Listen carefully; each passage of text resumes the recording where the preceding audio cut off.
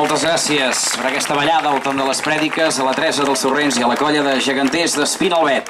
Moltes gràcies.